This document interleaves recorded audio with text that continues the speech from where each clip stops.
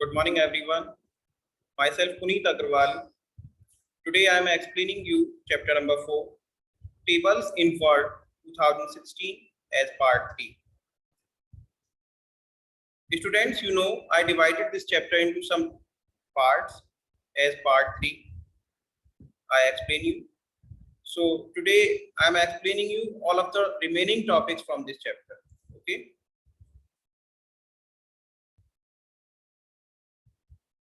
तो आइए देखते हैं इस चैप्टर में टेबल्स इन वर्ड 2016 आप रीड कर रहे हैं। तो माइक्रोसॉफ्ट वर्ड में टेबल प्रॉपर्टीज के बारे में जानेंगे। The first topic is merging cells. Students, Microsoft Word में काम करते समय जब हम टेबल का यूज करते हैं तो उसमें हमें सेल्स को मर्ज करने की भी आवश्यकता पड़ती है। तो बात करेंगे क्या होता है सेल्स को मर्ज करना और कैसे हम इसे यूज करते हैं। You can merge 2 or more cells in a table to create one large cell.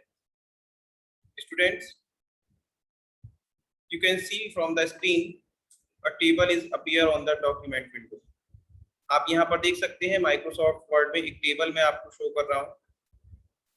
Table के अंदर रो और कॉलम्स होते हैं जिनसे बनता है इंटरसेक्शन पार्ट से एक सेल। तो स्टूडेंट्स, आप 2 or more सेल्स को मर्ज कर सकते हैं एक बड़ा सेल बनाने के लिए, एक लार्ज सेल बनाने के लिए। This is used frequently to merge the columns of the top row to create the title of the table. और इसे यूज किया जाता है जैसे कॉलम्स को हम मर्ज करा सकते हैं। मान लीजिए टेबल का टाइटल हमें यहाँ पर क्रिएट करना है, तो एक टेबल के टाइटल को क्रिएट करने के लिए हम सभी सेल्स को, जितनी भी सेल्स हैं उसके अंदर, उन्हें मर्ज करके एक सेल में कन्वर्ट करा सकते हैं। You can merge cells row wise और column wise.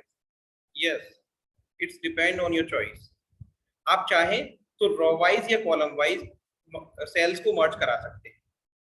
To merge cells of a table follow these steps. अगर एक टेबल की सेल्स को मर्ज करना हो तो उसके लिए हमें कुछ स्टेप्स फॉलो करने होंगे। तो आइए देखते हैं। Step number 1. To do this, select the cells that you want to merge. Students, सबसे पहले हमें अपने डॉक्यूमेंट के अंदर एक टेबल जो हमारे पास होगी, उस टेबल के अंदर उन सेल्स को सेलेक्ट करना होगा जिन्हें हम मर्ज करना चाहते हैं। तो देखिए यहाँ स्क्रीन पर मैं आपको शो कर रहा हूँ। यहाँ मैंने हाईलाइट किया है कि यहाँ पर कोई से भी आप 2 or more सेल्स को सेलेक्ट कर सकते हैं। तो यहाँ पर 2 सेल यहाँ पर सेलेक्ट किए गए हैं।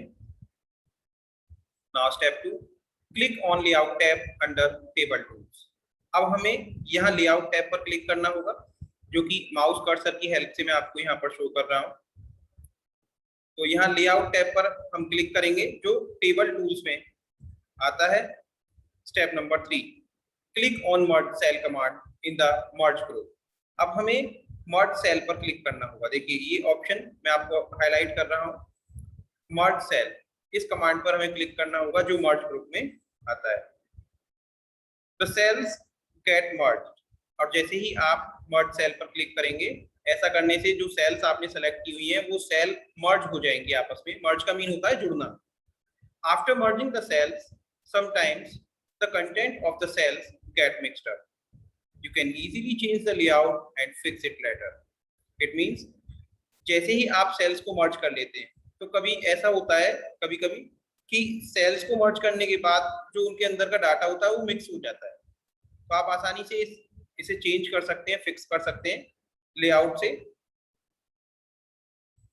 अब हम बात करते हैं स्प्लिटिंग अ सेल।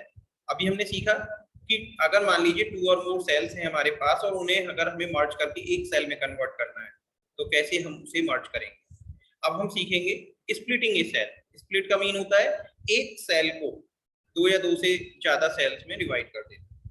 तो स्प्लिट करना यानी कि तोड़ना, डिवाइड करना। You can easily split a cell into multiple sales.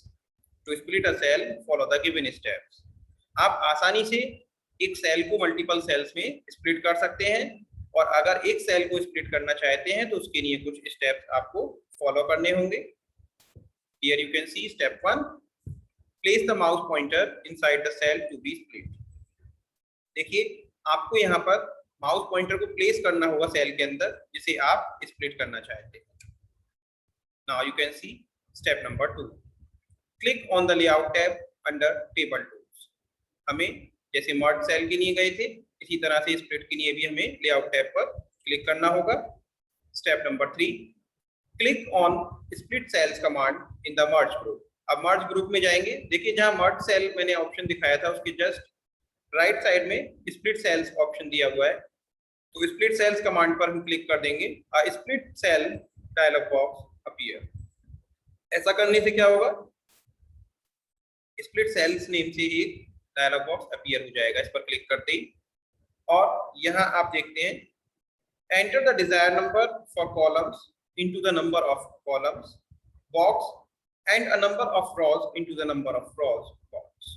यानी क्या करना होगा, जितने भी रॉ और कॉलम आप यहाँ पर क्रिएट कराना चाहते हैं, इंसर्ट कराना चाहते हैं, तो उस बेसिस पर आप यहाँ पर मैनुअली एंटर कर सकते हैं या ड्रॉप डाउन एरो की हेल्प से भी आप यहाँ पर सेट कर सकते हैं।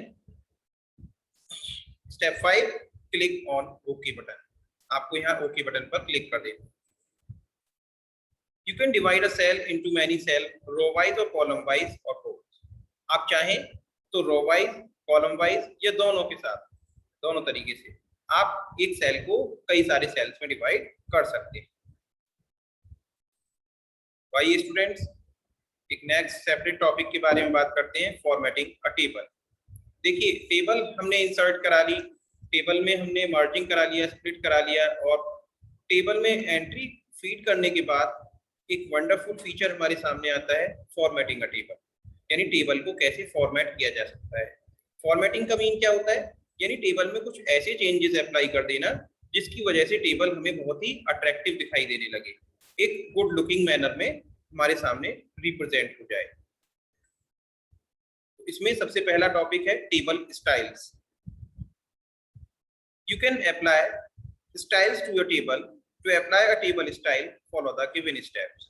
बच्चों इसके लिए आपको स्टाइल्स को अप्लाई करना होता है अपनी टेबल में, और आप टेबल स्टाइल को अप्लाई करना चाहते हैं तो इसके लिए कुछ स्टेप्स फॉलो करेंगे। Step 1, you can see from the screen, click anywhere in the table. आप अगर टेबल स्टाइल को अप्लाई करना चाहते हैं तो अपनी टेबल में कहीं भी क्लिक कर देंगे। Step number 2, click on design tab under table tools.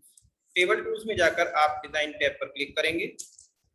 Then step number 3, click on the desired style in the table styles group. इसके बाद आप यहाँ पर जो भी डिजायर्ड स्टाइल चाहते हैं ये टेबल स्टाइल्स ग्रुप में इस पर क्लिक कर देंगे।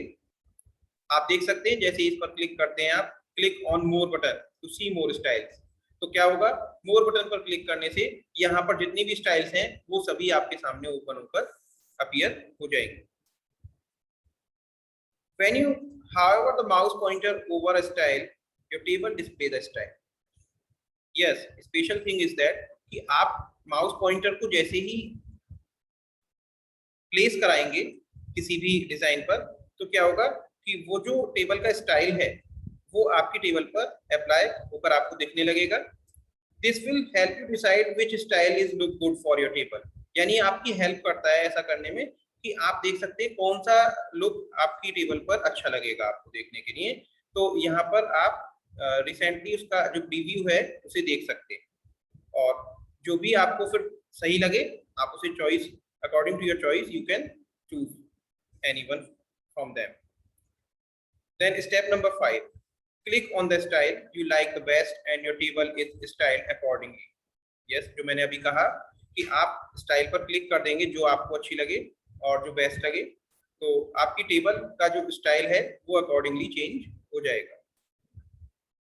नाउ यू कैन सी जो टेबल पर हमने यहाँ स्टाइल अप्लाई कराया है, देखिए हमारी टेबल यहाँ पर चेंज हो चुकी है और ये एक न्यू स्टाइल के साथ में यहाँ पर हमें देखने को मिलती है।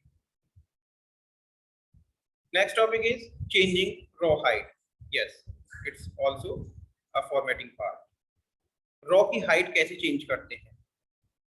देखिए हमारी टेबल रो और कॉलम से मिलकर बनी हुई होती है।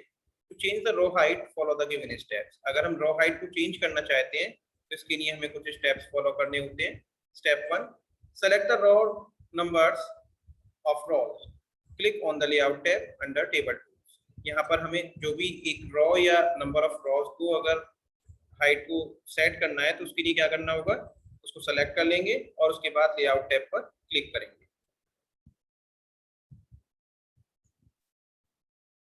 Now step number 2, go to table row height option in the cell size group. अब देख सकते हैं लेआउट में जाने के बाद यहाँ मैं आपको माउस कर्सर की हेल्प से शो कर रहा हूँ, दिस इज हाइट, और यहाँ पर ड्रॉप डाउन एरो दिए हुए हैं, यहाँ से आप एडजस्ट कर सकते हैं रो हाइट जो भी आपको चाहिए।